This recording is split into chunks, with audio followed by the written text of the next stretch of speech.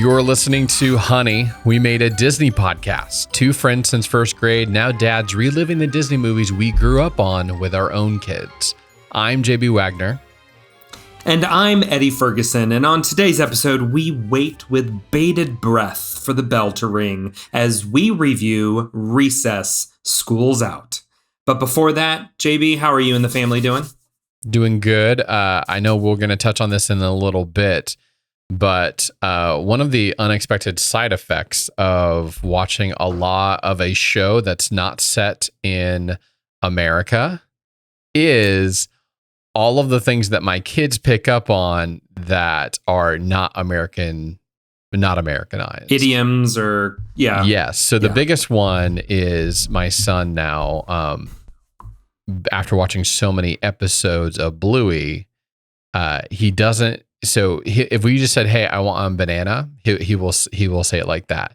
But he's now started. He will go up to, "Hey, Mama, can we have banana bread?" He pronounces it banana bread, not banana bread. And if you said, "Hey, baby, what's that yellow long fruit thing?" Banana. Well, what did you ask for? Banana bread. He does that. He's now started asking for jam and cheese. That's the jam and cheese because he needs that. He evidently loves it, having toast with jam and then cheese on it because of it. And man, there was something else that he just asked for that I was like, I've never even Pavlov, like, I can't even remember what the name of what am I talking about right now? Like a Pavlovian response. Oh, no, not that. There's like an actual something that they have on the show that they eat all the time. But it's just funny the things he's grabbing onto that are not American culture. It's different little things, and they've just been creeping up more and more and more. And it's like, I don't know whether to be excited that you're being more multicultural or to rein it in and be like, well, I don't want you to go to school and call things banana bread and get made fun of as you're about to head into the kindergarten or whatever. So, this is not Australian culture. This is just pure Bluey. But I have full on adopted the expression, "oh, biscuits." Oh, biscuits. Biscuits. I think that is a fantastic expression that the whole world needs to adopt. But can you use "oh, biscuits" in a sentence?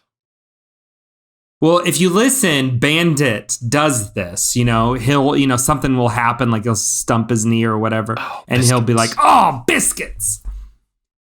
I'm like, yes, I love it. And then I think that's a great thing. I love expressions like that. I don't even know, like Goofy in a Mickey Mouse Clubhouse. Well, what does he say in English?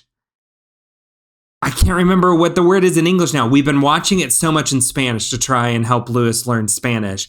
And Goofy in Spanish will go, chispas. Chispas. Sounds like cheese poofs. Chispas, which is like a chocolate chip, like. And I need to go back and watch this in English, so I can't remember what it is Goofy's expression is in English. But I will start to do that with the kids too, and they think it's hilarious. I'll just be like, chispas. And they're like, "Dad, you're just saying funny things now." Yeah. Well, speaking of Bluey, enough about me. Bluey did drop a bunch of new episodes this week. Was it this week? Not as many. Or not as week? many, Thursday. though. Was it Thursday? Or what day was it? Wednesday. It was last Wednesday. Last Wednesday. Dropped a bunch of new episodes. Not 51 like some of their seasons have been. 20 episodes or something like that? 25. Eddie, have you already gotten to the end of them? No, because we made the decision we are going to watch every episode for the first time together as a family. That's intense. It is. So what we find ourselves doing is I think we've maybe made through half of them, and we'll watch 3 or 4 at a time or whatnot. But you're going to watch them over so many times that it's okay if you're not there the moment they watch the first one, right? But it's special and it's fun, and I enjoy them. I really like them. But Sarah and I both cried at the first episode, like right out of the gate. Which one was the first one? Now I can't remember now. I just remember the very first one. The one we just watched tonight that felt like it was on crack a little bit was the FaceTime episode. I don't know if you've gotten to that one yet. Where what's the cousin that is insane? Muffin is just so incredibly extra, and this is the highest peak of Muffin extraness. It's not even close. She's like takes the phone and runs away, and it's incredible. The other thing that I just learned is that we are not getting the same edits or even all the same episodes that they are getting in Australia. That are certain episodes they didn't bring over. Something about a family meeting that they didn't bring. They've re-edited some of the episodes for American audiences, including one where Muffin's mom was on the toilet or something like that. And it's just funny that there was like a somewhat sort of a censorship because originally these were supposed to play on Disney XD or their one of their channels. Now it's coming over to Disney Plus.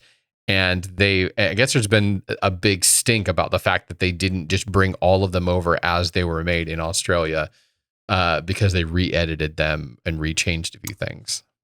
Yeah, I heard about this, but I didn't understand all the details of it. I mean, to one degree, it kind of makes sense. Like, yeah, there might be some cultural things that just don't translate. But at the end of the day, that's kind of like what you were talking about in the opening. Like, that's part of the charm of Bluey is their Australian culture does have these odd idiosyncrasies that are just quaint and, I hate to say it, cute to the rest of the world. What an awful way to speak of a culture, but hey. I mean, Bluey, cute is the right word for this show. Sure. For sure. The episode that we cried at, the very first one, is Bedroom, where they decide that they're going to split bedrooms and then they can't sleep apart. Yeah, that was a tearjerker. Did your kids experience that are they all kind of still crammed in a room? No, because Ellie and Lewis share a room right now, and they love it. They absolutely love it. And that's what we were all watching it, and I said, hey, when Asa gets old enough, Ellie's is gonna move out. She's gonna get her own room, and you're not gonna room with Ellie. And Lewis got really sad about that. He was really upset. Please don't tell me you told him this around his birthday, did you? No, it was a couple of days ahead of time. Yeah. Good. I just want to make sure he was happy for his birthday. He was happy for his birthday. We'll save that for next week, though. Okay. Next week's episode, you get the full breakdown on Eddie's birthday. A 4-year-old's birthday. Some other celebrations to announce. We have a couple things that are coming up soon. So this week we get She-Hulk is going to be launching here. Should be the day that you're listening to this. I don't know if celebration is the word that I'm using for this show coming up. I will be tuning in. I just don't know that I'm going out of my way to. It's in the similar vein as Miss Marvel.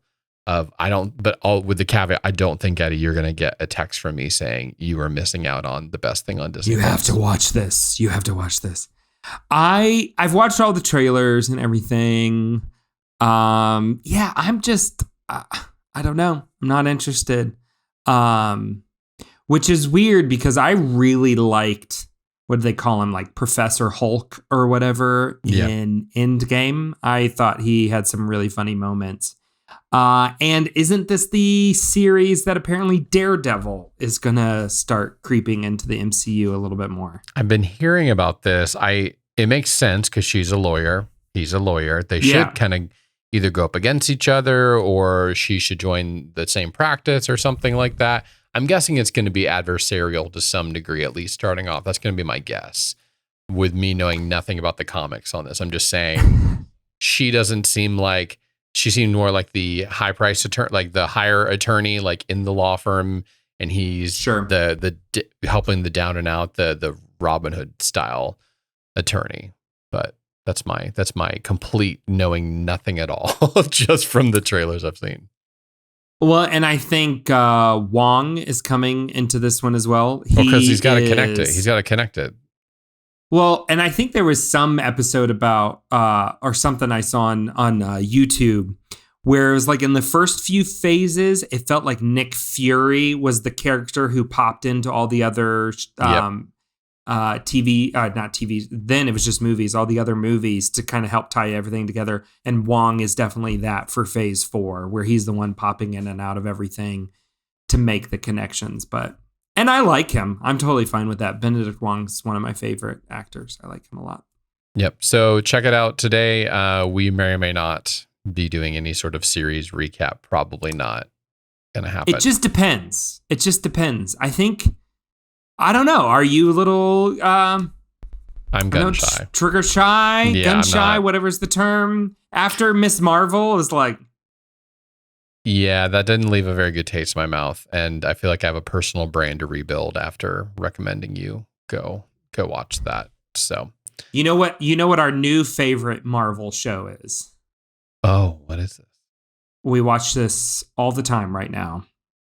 Spidey and his amazing Spidey friends. Ooh.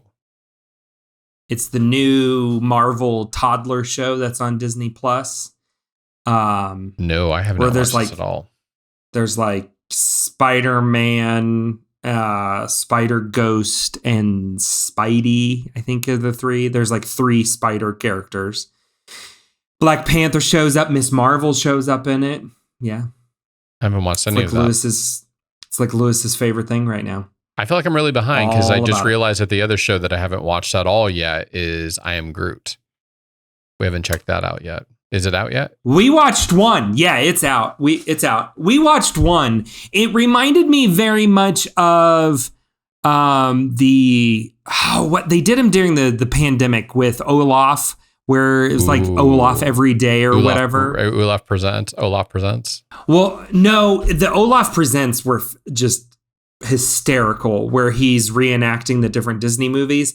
No, there were the ones where it was like, what if Olaf drinks pink lemonade? You know, it was like these little type of things where it's just like a 1-bit premise. And that's very much what the I Am Groot is, just a little bit more, a little bit longer. Okay. I need to actually, maybe I'll do that after we get done here. We'll binge watch a lot of those. They were good. They were funny. They were clever. It was nothing that I'm like, oh, this is groundbreaking. This is incredible. Like Olaf Presents, I felt like that was groundbreaking. You got to share like, that. This is incredible. I Am Groot was like, there we go. Those are good. I'm not going to watch those again, but yeah, that was really good. So another thing coming out soon, that is coming back soon is really what I should be saying. We've got Rogue One is coming back to theaters August 26th. I didn't know about this. This is new to me. It's coming back to IMAX, actually. Why? It's all in. It's in anticipation for Andor.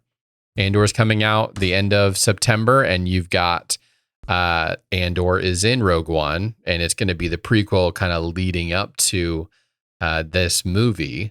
So I think that's what they're thinking is, hey, let's get it back in. Also, hey, remember, we can make good Star Wars films. There's a little bit of that kind of sprinkled in there. We did one standalone. I think that's what they're trying to bring the buzz back in anticipation for Andor. It's ratcheting it up for me a little bit. I don't know if I'm going to go see it because I literally just watched it maybe a month ago. Sat down and watched the whole movie, so I feel like I don't know if it's totally worth it for me, and then I'm going to have to pay the IMAX tax in there. So I haven't decided yet if it's going to be worth it to go see it again in theaters, but I'm debating. You know what could use a re-release in IMAX? Tell me, Eddie. Top Gun Maverick. I could go see Top Gun Maverick again in IMAX right here, right now. Eddie, I don't think it's left. I think it's still there. I think you can just go. Unless it's not there in Costa Rica anymore. There's one IMAX theater. There's one IMAX theater here. And it's still, and that theater is showing Top Gun still. Of course it is. not in IMAX. And if it pops over to the IMAX screen, I'm there. I am there. I could go for that. But Rogue One would be good. Rogue One would be good on IMAX. I don't know that I've seen a movie and said to myself, either A, I wish I saw it in IMAX, or B, I'm glad I saw it in IMAX. So you didn't see Top Gun Maverick in IMAX? No, I did not. And did maybe you see Top Gun Maverick at all? Yes, I saw Top Gun Maverick like every other true-blooded Just wanted to make sure you still person. have a pulse. Just a little bit, just half a pulse. When it pops open to full IMAX, man, you feel it. It's like you're being thrown back. I heard somebody say watching Top Gun Maverick on IMAX is the most real VR experience they've ever had in their life. Wow. High praise. It was like, this is like what VR should be. 3D IMAX? No, nobody's messing around with this 3D stuff. It was supposed to come back. Maybe Avatar 2 will bring it. We'll bring it back again. Oh goodness. So the last thing we wanted to touch on before we head into our movie review I had to get your opinion on this. I almost texted it to you, and then I thought, no, let's get a live take. Let's get a live opinion. So set this up, buddy. This is not movie related. But it is Disney related. Past week, I want to say Thursday or Friday, Disney had its quarterly earnings call where they have to report to shareholders if they're making them money, how they've made them money, how they wish they could be making them more money, all of these, wonderful insider things. And what they come to find out is, yes, they're making a ton of money. They're making a buttload of money right now. Like almost higher than what they were seeing pre-pandemic. But not as high as, and particularly not as high as they would like to, at the Disneyland resort out in Anaheim. And the blame was on, and I quote, an unfavorable attendance mix. Please explain this. Yes. Attendance mix. To what that is referring to is there's far too many locals who are pass holders, annual pass holders, which is what the term is, even though Disneyland now uses this key system. You can have a magic key or a dream key or whatever this means. Nobody understands it anymore. But they wish they had less diehard loyal fans, and they wish they had more, I don't know, dumb off the street people who are just going to fork over money hand over fist. But this creates an uproar on the internet, of course, because honestly, Disneyland pass holders, in particular, Disneyland pass holders are some of your most diehard Disney fans you're ever going to find out there. They own that place. And there is a sense of stewardship.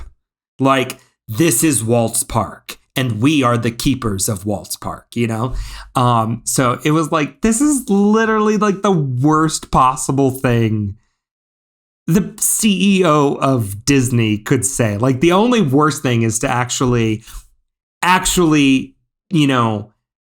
disrespect Walt himself, which there are rumors that he's trying to take Walt out of Walt Disney World, the resort down in Florida. The official name is Walt Disney World. Many will just refer to it as Disney World, but the official name is Walt Disney World. Roy did that to honor his brother after his passing, and there's rumors that he's even trying to do that. He's trying to take Walt out of Walt Disney World. So it's buddy, what are you doing? You're just disrespecting your piggy bank over and over.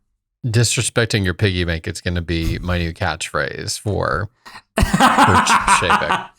100% I agree with you on the way that Disneyland pass holders feel, because my wife felt like that too. Even as she was seeing some of the changes happening to the park, she's like, I don't know. I don't know if this is the way that Walt would have wanted the original intention of the park to operate with these lands changing and stuff.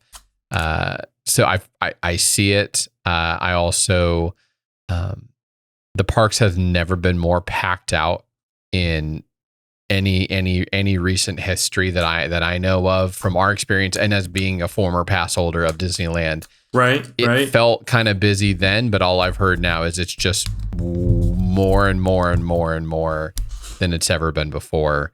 To the point now where they have like they're just keeping the reservation system that they started during the pandemic, or in 2021 when they reopened. Right. Because they've got so many people coming in, they've been able to kind of moderate the amount of people coming in, and I get it. And I get the idea of like, if you're packed out every day, then you raise prices to influence the amount of people that can come in. At the same time, to call your constituents, your hardcore, your tribe, an unfavorable attendance mix feels insanely political and feels disingenuous to your core fan base, and kind of feels on par with everything that he has shown himself to be. And so I'm not surprised. I'm just like, you're kind of digging your own grave here. Are you wanting to be ousted sooner? I don't know what his end game is here, because that's pretty ridiculous. You did touch on something very key there, though, because in the same earnings call, he brought up, ticket prices are going to go up again across all the Disney parks. And the reason is because demand is high, right? It's crazy. And that's economics like 101. You have limited supply. There are 6 parks in the United States with the Disney name over them. And there's only so many people who can fit in those parks. So that's a limited supply. And when the demand goes up for that, like, of course, cost is going to go up. That's just economics 101. And so, like, you can't blame them for that. But yeah, you feel it. And, you just don't disrespect that way, though. It doesn't really matter what the economics are. You try and be somewhat more political about it. My guess is, so we are just about 3 weeks away from the big D23 Expo in Anaheim. I would be shocked if he doesn't get booed in some way during that presentation. I think you're right. I think it's going to be funny. I wish I could be there. We're going to have to plan to be there next year, Eddie, or try to get a sponsor 2 years. to 2 years. Oh yeah, that is right. It's every 2 years. It's every other year. Okay, we've got 2 years to emotionally prep for all the sponsors that are going to take us to that in 2 years. By then, we'll be a huge podcast. We'll be like Only Murders in the Building. Speak it into existence. Yeah, I will watch this whole thing unfold with bated breath, because it just seems like he's doing everything that you just don't want to do. You just don't want to do. I mean, if it's that bad, just get rid of the pass holder system. Just get rid of it then. But is it going created that way? This crave. Do you think it's going to go there? They created this. I think it will. Yeah. So they created the whole key system, the magic key, dream key, whatever. And then they're totally, they're blocking everybody out and everything. So they pretty much sold a product that people now can't use. And so they're being sued right now. There is a lawsuit against them because of this magic key. They've ceased all new sales of any type of key in Disneyland. And I think most sales of even annual passes in Disney World are restricted as well. Excuse me, Walt Disney World. Caught yourself. Yeah, they don't want that. They don't want to make this cheaper or easier for you, because they don't have to. The demand is so huge. They can charge us whatever they want. And guess what? People line up and pay it. For now. I think they're cheapening the overall customer experience in other areas that I think that will run out eventually. This is sad times out here. How are you dealing with all of this? Oh, I'm fine. It'll bounce back. You got to remember, like, any company is like any other organization. It ebb and flows. You know, you have Ron Miller destroying the company, so Michael Eisner has to come in, and he's amazing. And then he starts to drive it down and so they bring in Bob Iger. You know, it's like, okay, here we go again. This is cyclical. He'll leave, and then somebody else will come in and do all this amazing things, and we'll be like, ah. Or he could step up at this next D23 and like announce a whole bunch of amazing things, invest all that money back in the parks, and we'll all be like, ah, you're amazing. Highly doubt it, but Chapek can dream. He can surely dream. And that's also the topic of today's show. We're going to talk about the dream of summer break when we were younger. When we were young. When we were young. Thank you, Adele. So today we're here to transition us into what we're here to talk about. We're going to revisit the movie adaptation of the show that was captivated our one Saturday mornings. And that is Recess, School's Out. Cue the Disney sound effect.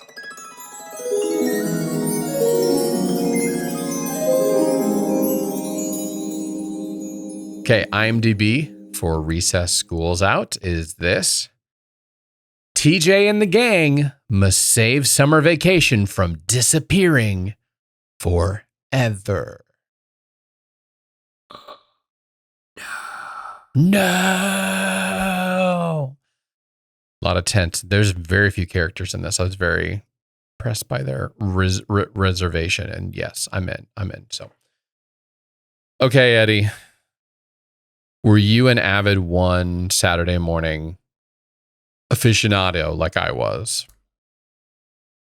Oh, yes. Yes. If I could. My parents would try and, hold back the Saturday morning cartoons as best they could, but no, it eked through. And this was a favorite. And I also have to shout out to my wonderful niece and nephews. This became one of their favorites over the past couple of years. And so even before this, I have rewatched a lot of the series Recess with them. And what is fascinating is how much that show holds up from one generation to the next. Like, it's just universal kid themes to their core.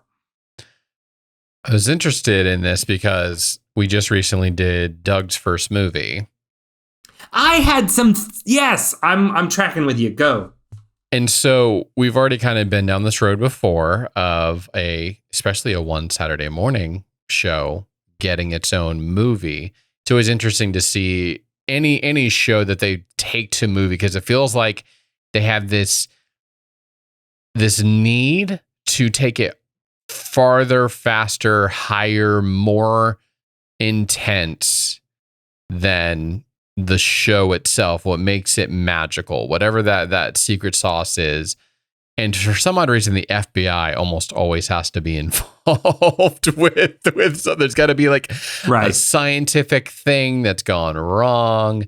And this movie is exactly that. It's, hey, I know you love the show, but to make you come to theaters, we got to give you something that is even more intense than the show itself. Did you feel that pull on this? For sure. I felt like the opening sequence, was very much a classic Recess episode where, they steal the ice cream and they pull the prank with the loudspeaker and all of that. I'm like, okay. And even we get these bounce around moments around the playground at the last recess of the school year. All the little sects, all the little groups inside of the right. the recess field playground. And so I felt like, oh, okay, there we go. We got our taste of a typical episode. And then, okay, it's summer break. And then it starts ratcheting up, keeps getting bigger and bigger and bigger. But I don't know. I don't feel like it reached too far. I don't think it outreached its own ability. Did you feel like it had? Like it was, okay, that's a bridge too far?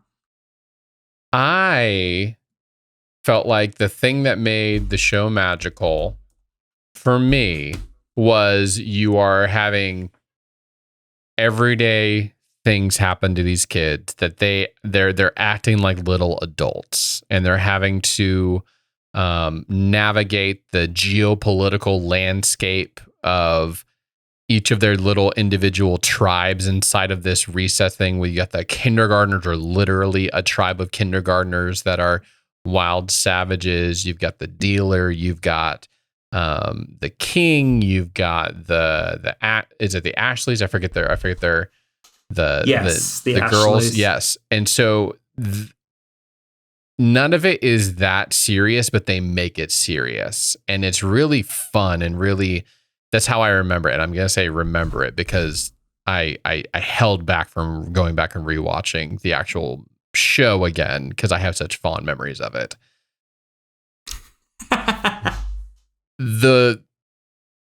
But I didn't get any of that.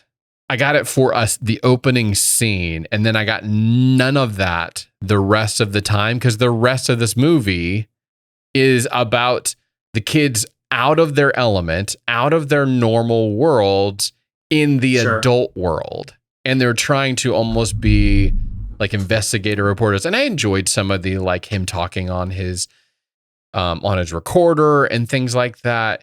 But when you took them out of their little ecosystems and pulled them into the real actual world of somebody trying to take over and something as drastic as moving the moon to free summer, it felt way more serious, literal serious, than in the playful world of these kids' imaginations and their own little worlds is the best way to put it. So that was my first gripe with this. Yeah, I mean, but I guess if you're making a movie, you want people to go spend some money, it's gotta be different.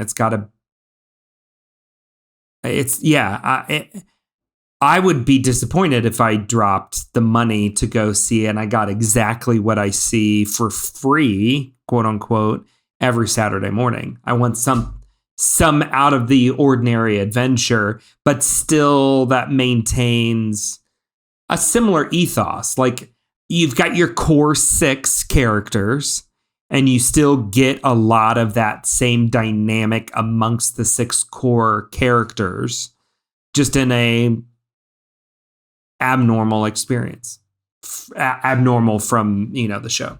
I'm thinking of a parallel right now, not a parable, but like a parallel to me. It's similar to a musician that you love. Like, you don't want such a drastic difference between the album release and the concert itself. You want it to be heightened, of course. You want it to be loud, big, but that's more having to do with the group, and you're watching it with a lot of other people. I feel like I tend to want more of that than this, where it's like, hey, oh wait, we just came out of the album. We're also going to do something completely different over here, and that's not even anything like what you're used to. I think that's what I start to feel that way of, like, I almost don't feel like I need there to be government involvement when I'm already bought in on these characters and on this world and on this thing. I don't need you to then remove the piece of it that's magical and send me somewhere else even though it's still at the reset, it's like it's not the same people, and it's like the relationship with the principal is different, and you got this other character that I don't really care that much about that's like suddenly taking over, and it takes us learning his backstory later in the movie. I just wasn't into all that.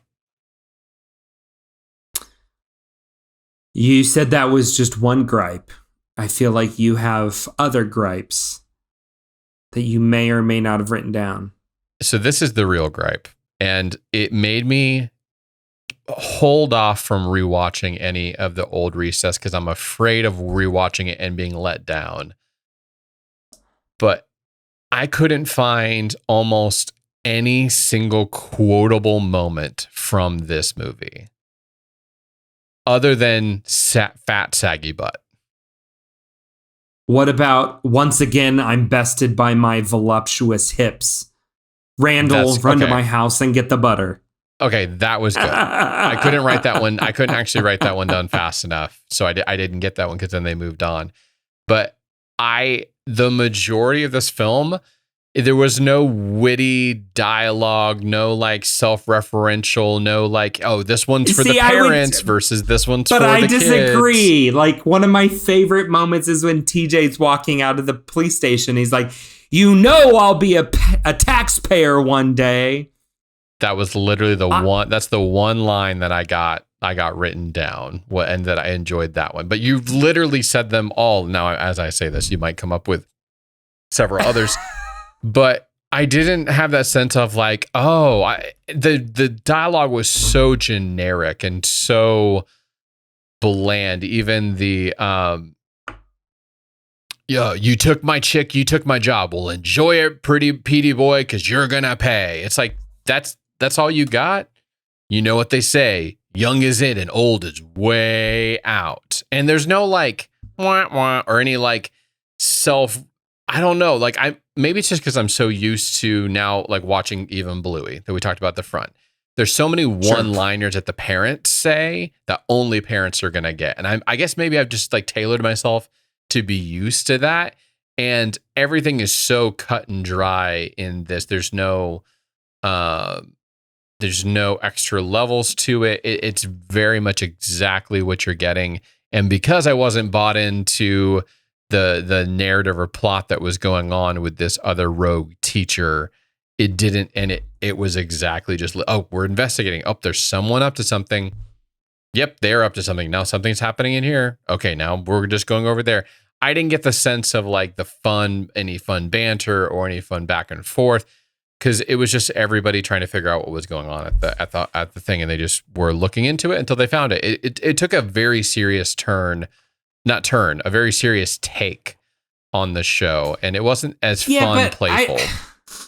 I don't think, though, any of the One Saturday Morning cartoons carry a cross-generational audience appeal. That's why I'm afraid to go back and watch this, Eddie. I want to hold on to the fun of the original Recess, and I'm afraid to rewatch the originals in case they suck.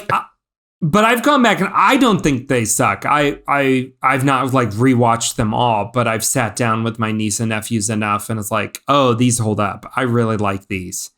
But they're more nostalgic to being a kid and not necessarily me as an adult enjoying them as an adult. Gotcha. And I would say that's the same for, like, we've gone back since we've gotten Disney Plus and rewatched a lot of that. Either One Saturday Morning or the Disney Afternoon. Like, the Disney Afternoon was another big favorite of ours, whether that's Goof Troop or Tailspin or Rescue Rangers. You watch those, and none of those have an adult, appeal. So you go back to One Saturday Morning with like the Mighty Ducks or Jungle Cubs or Gargoyles. Yeah. I mean, Doug doesn't have any None. Adult appeal whatsoever. Yep. I mean, that's a little bit different because that got carried over, but yeah, Maybe I have outsized expectations. It just didn't seem. I didn't enjoy this experience. So that's very intriguing because I was going into this I was having some flashbacks to Doug, and I'm like, man, that was one of the more painful movies we've had to sit through for this podcast. And so I was kind of gearing myself up for that experience again. Like, I got on my iPad, and then I also got out like tons of other things to do while I had to do all of this. And I purposely watched it like on my iPad so we could do the tap and fast forward. I didn't fast forward any of this. Okay. I enjoyed watching every minute of this. I thought it was entertaining and intriguing. I don't remember seeing this all those years ago. Either. Yeah. I mean, I remember the TV show fondly and loved the TV show. But I don't remember this one at all. So this was a fun ride for me and very enjoyable. I think part of the reason this was so much fun, this had a fantastic soundtrack.